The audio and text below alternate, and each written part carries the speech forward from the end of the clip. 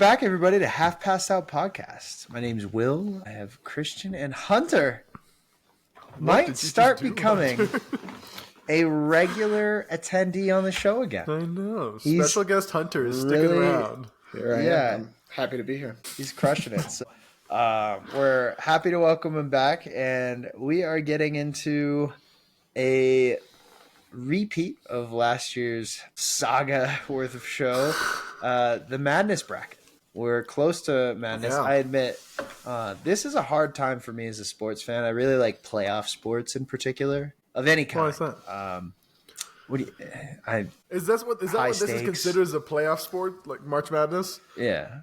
Okay. Yes. And so March Madness, when there's a dry spell between the Super Bowl and March Madness, and that's a hard time for me. So I'm excited to be getting into this and start the bracketology, if you will. Something to satiate the need. Yeah, right. Early season golf just isn't cutting it. No, we get Masters in April, which is exciting, but other than that, it's You got to be It is wild to me that you guys just know when sports start. Oh, That's there's good a to whole know. map online. There's this thing called Google. Nah. Yeah. Also, right now, the NFL draft or the NFL Combine is currently going, so that's captured my. What is the combine? Don't worry, that's for Hunter's our sports editing this, so it's podcast fine. next time. Anyway, I am going to introduce myself first because I don't really care about you guys. I am wearing my Zelos today in light of our show. And this is the Black Tip TI Aventurine dial. Very pleased with it. Wears quite nicely. I know Christian really didn't give it enough time to get that opinion, but he'll try it soon. I think 2 hours is enough time on the wrist to decide whether or not you like wearing a watch. You and I can agree to disagree all you want, buddy. You're just wrong. That said, I'm pairing that with a custom-made Moscow Mule with expired ginger beer, so it's got that extra twang to it. Nice. And let me tell you, it's pretty good. Pretty good. I mean, it sounds tasty. Yeah, it sounds. I'd try it at least once. Yeah, no shit. We'll see how you're doing tomorrow. Yeah, I'll let you guys know how the night goes. Hunter, special guest Hunter. What are you wearing? What are you drinking? Today I have the Morphic M83. Oh, I love the strap you put on strap, it, man. Yeah, that's nice. nice. Great choice. We've got the rubberized strap here. Wow, that yellow transforms the watch. That's gorgeous. That looks so much nicer. Yeah, it's something. So yeah. Pops. The office loves it. Oh, I bet. Yeah, you get compliments from that one. Yeah. It smells good. Oh, the band does? I don't. Yeah, the band is new. It's from Marathon. Shout out to the guys at Marathon. Oh, okay. Cool. They're legitimate watchmaker there. They've got some good smelling bands, and it goes well here with the M83. And so I thought, I need a tried and true combination, much like the watch here. So you are looking at the good old whiskey and Diet Coke. Nice, excellent. Yeah, that's excellent. A Hunter classic. Little monkey shoulder and Diet Coke. Wow, I'll tell you what, you know it. That's a pairing. Yep. That's perfect, Hunter. Yeah. If you haven't tried it, don't knock it. Oh, I bet it's delicious. It's probably great. It's whether or not monkey shoulders should be going into the aspartame. Anyway, Christian, what do you got for us? What are you wearing? I meant to have my Spinnaker on, but it's upstairs and I didn't want to walk. So I have the Longines on. That lighting is terrible. But my vintage Longines, and with it I've got the Passion Fruit Orange Guava Sour from Loveland Ale Works. Ooh, how do you like that? It is so fucking good. Nice. It's like drinking just slightly sour orange juice. Not a big beer guy. That sounds pretty good to me. I would drink that. Yeah, I would highly recommend it if you're ever in Loveland. Well, I guess they sell at liquor stores, but yeah, Loveland Ale Works. Check them out. They don't distribute. All right. I hear Christian distributes.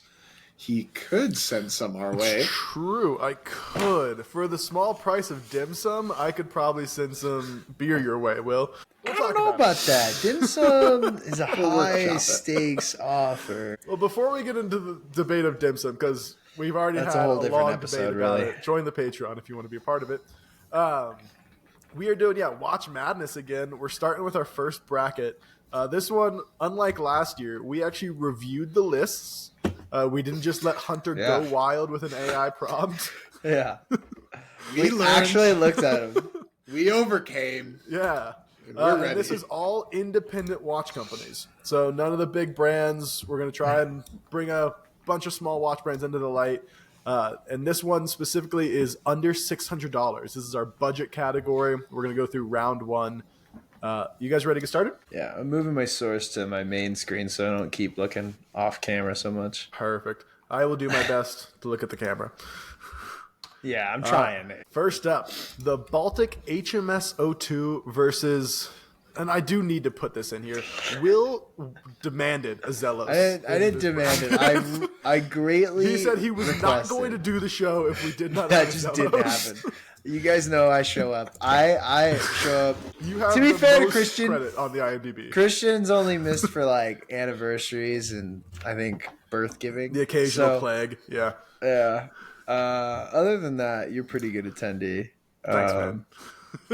Yeah, but you know, I show up a lot, and Yeah, I'm we're telling happy you, you're here, Will. I'd have showed up no That's matter why what. we have a Zealous. I am pleased Zelos is here though. Well, the HMS O2, $370. It's a 38 millimeter watch. I believe Baltic is out of the UK. I'm not going to confirm that. Like we talked about last week, do your own research. But it's got a Right. 60-hour Miyota movement in it.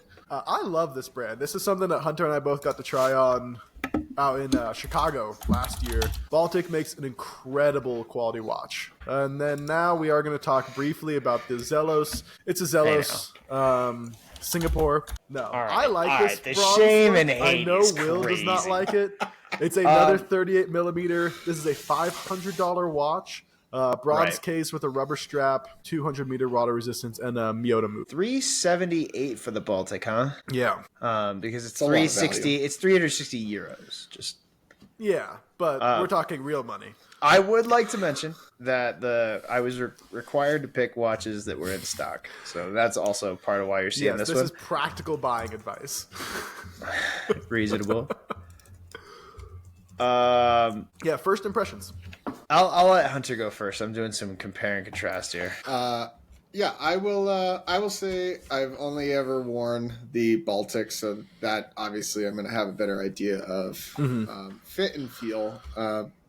After having worked with a lot of large brands and small brands while in Chicago for Wind Up Watch Week, this one was really surprising in that it felt like it was more than a $300 some odd watch, or 380, right?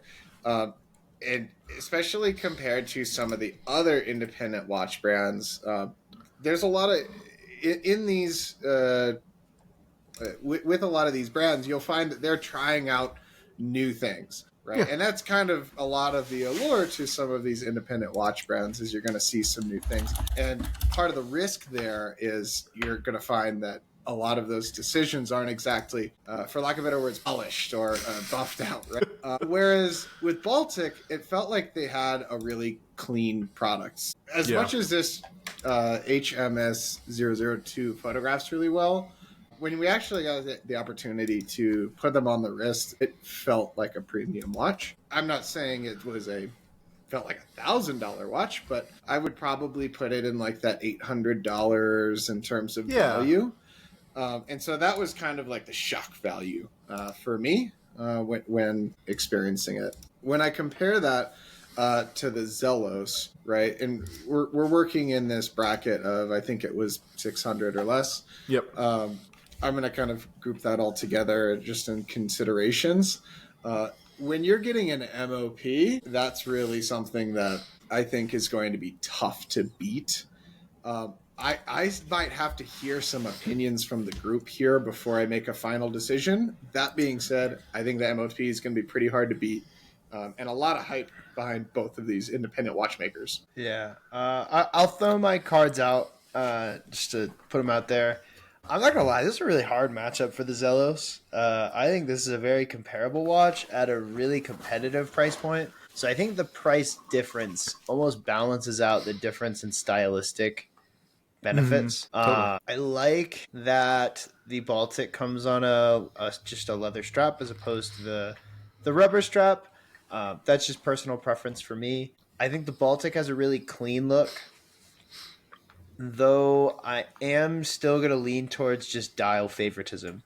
At the end of the day, I think you do get a pretty excellent looking dial, and that's the one thing. If you can knock really other things at Zelos for, their dial in person, for me at least, and obviously in the photos, really does a good job.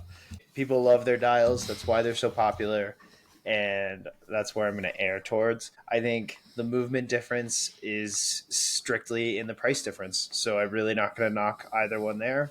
I think these are really close, and I really am not going to be. If you both go Baltic, I'd understand. It's a really great watch for the price as well. So both really heavy hitters. I can't wait for there's going to be a shit around later on in our bracket, and I'm just going to really feel bad for whichever watch loses here because that's unfair to it. Yeah, this is a tough matchup, and I tried to make them a little bit more difficult. Would you believe that the Zelos Google AI, thanks Gemini, put it at 8 seed versus put the Baltic at 1? What's I don't its know. criteria, I have man? no idea. and I Yeah, I'd didn't like to ask. know the criteria. Ooh, I do have one knock I'll throw out there, Yeah. and it's a personal preference knock, but as someone who, and Hunter also has a Moonswatch, don't love the domed glass a ton. I just feel a bit of risk and insecurity.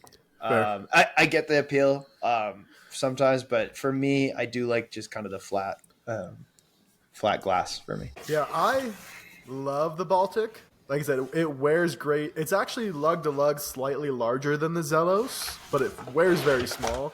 I'm going to move the Zelos on in this, though. I love a bronze case. They do a great dial. I think the rubber strap with the bronze looks amazing. And I'm a sucker for dive watches. I beat the hell out of my watches. They just get abused. So the Baltic, while I would wear to the office or maybe out and about, I would wear the Zelos a lot. Fair points. All fair points. Hunter? I think I will give it the clean sweep here. Wow. We need a clean sweep 8-seed upset to kick off the bracket. I think it's not for the views. I think that Zelos here for $500, you're getting a lot of value and Totally. a company that clearly is listening to their fan base. So gotta love to see it. And Yeah. it's in stock. So go check it out. One of the few. All right, Zelos moves on. I think this one's going to be a little bit easier in my opinion. Both of these are two lesser known brands. Spinnaker is a predominantly dive watch maker. The Flus 40 is obviously a 40 millimeter dive watch. I think it goes down to 500 feet. I don't know. A dive amount that You're you not will diving. never dive to. Exactly. One thing I do like with the Flus lineup, they generally come with both a steel bracelet and a rubber strap, so you can swap out. Versus the Nezumi. I know so little about this brand. They are from Stockholm. I think their website says they're assembled in Germany, so I'm not going to pretend to be smart because I'm pretty sure Stockholm is not in Germany. Correct me if I'm wrong. Anywho, 38 millimeter chronograph. It is a quartz movement, domed sapphire crystal. Yeah. I mean, Swedish it's kind design. of your basic Christian. It's Swedish design. Thank you. and then assembled in Germany. Thank you. MO. I put the bracket together and I did so little research. Hey, you did your job. What do you guys think here? Hunter? Yeah, I think this is also a lopsided situation for me. I have put on the Spinnaker Flus 40, their Red Blood Onyx variant, and nearly bought the thing. I came very you've been close. in the red watch hunt. Yeah. I've been Over a hunting. year. That was part of my 2024 goals. We did not reach that. Yeah. I'm the only one that achieves his goals. Yeah, well, it's more. I see it more of as a challenge. So these watchmakers make a red watch that I like.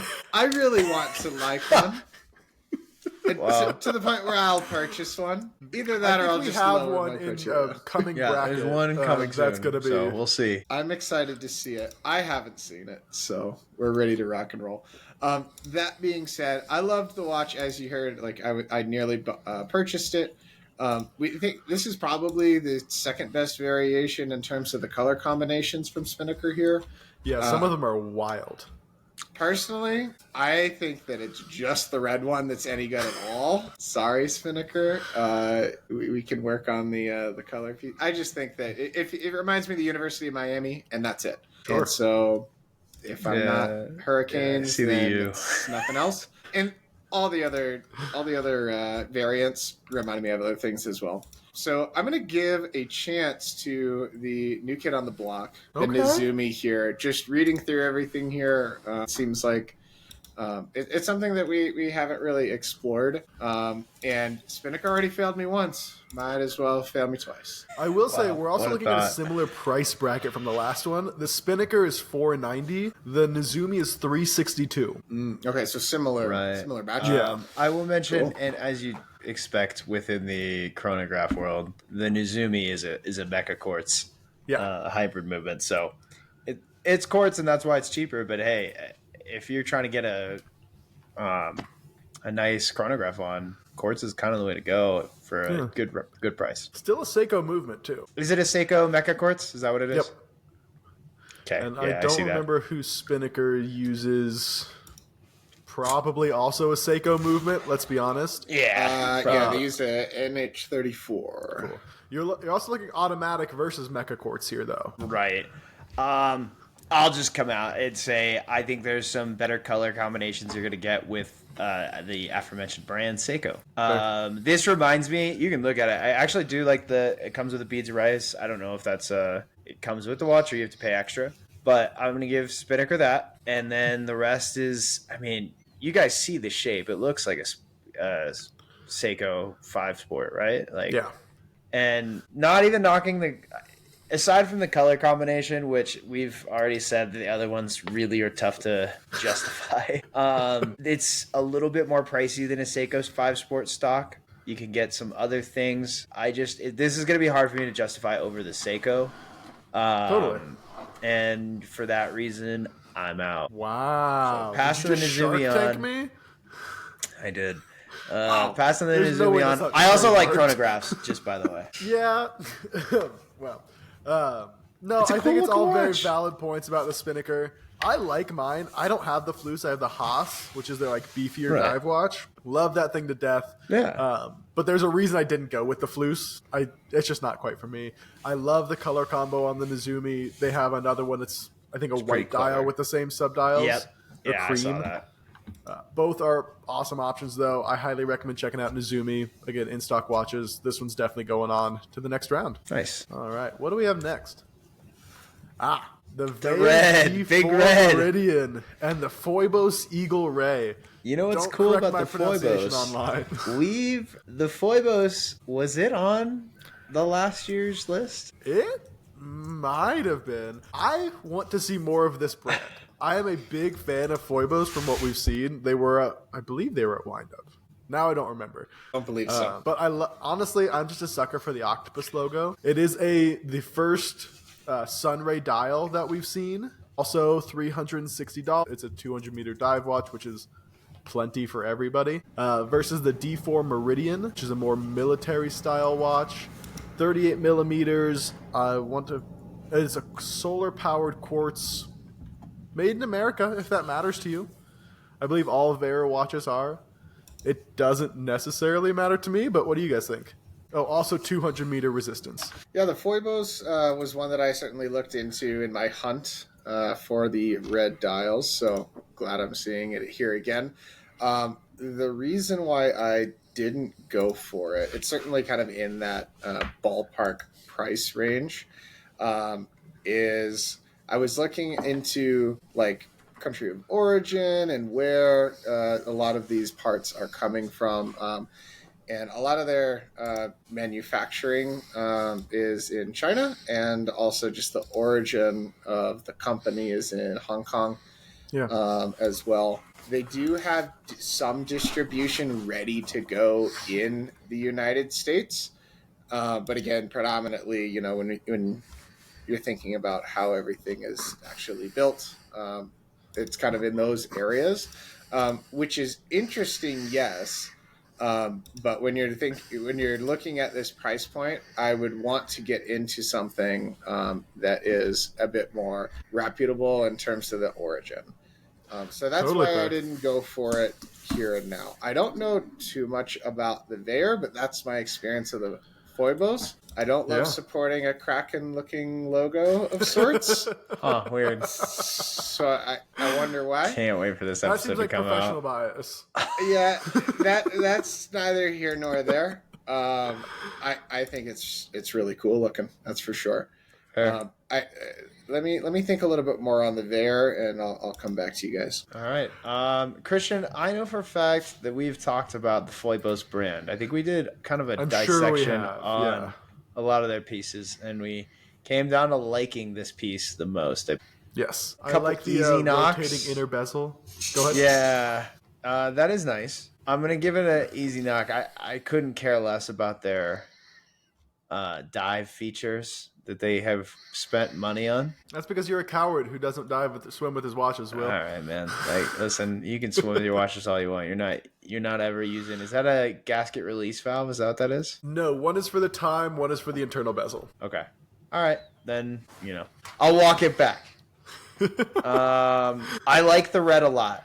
I don't know how Hunter picks out his reds, but I really like this red dial. Tough to know what it would look like in person. And as Hunter said, availability, kind of a question just with the whole China warehouse or United States warehouse. So there is that to consider. I'm going to go back to the D4 Meridian. Yeah. Looks like it sells pretty well. They moved. They only have 20 units left. So I don't know what that means, but for them, it looks like a bigger watch. I'd be very curious how this wears if you compare it to the bands that it's on. It looks pretty large. That said, yeah, as I was going to lead to, Hunter mentioned they have two sizes for the watch. A 38 millimeter and a 42 millimeter. So I do really appreciate that. You're getting a solar movement from what I can tell on this, and that's pretty cool. I think the Veyer looks nice. I get pretty excited about the Eagle Ray because of the red. And I like the Kraken logo. I have question marks on how well this is finished in person, whereas the D4 Meridian really doesn't do anything that would make me wonder. Yeah, totally fair. I'm going to go with the Foibos here, but not by much. I think for me, I like the ability to customize a watch and have a variety of options. Every single option you choose within the Veyer changes the price of it. And so, like, there's different types of bracelets and leather straps, and the size. The size makes sense, and I get different quality, different materials are going to cost different. Size doesn't change the price at all, at least from what I can tell. $3.99 no matter what on the sizing. You and I might be looking at different versions of the website then. I'm showing $3.99 for the 38 and then $4.49 for the 38 on the same strap. But I don't know. I'm just looking at it on khaki. that's exactly the point, though. Yeah, go ahead. Where I love the Foibos, I think it looks unique. I mean, like I said, we've talked about this before. The Veyer to me is just another military style watch, whereas the Foibos is at least trying to do something a little bit different. I like the inner bezel. I like the sunray color. That's the one that's moving along for me. Hunter? Well, Foibos moves on, yes. But Does it get the clean? Do they get the clean sweep? I'll tell you this.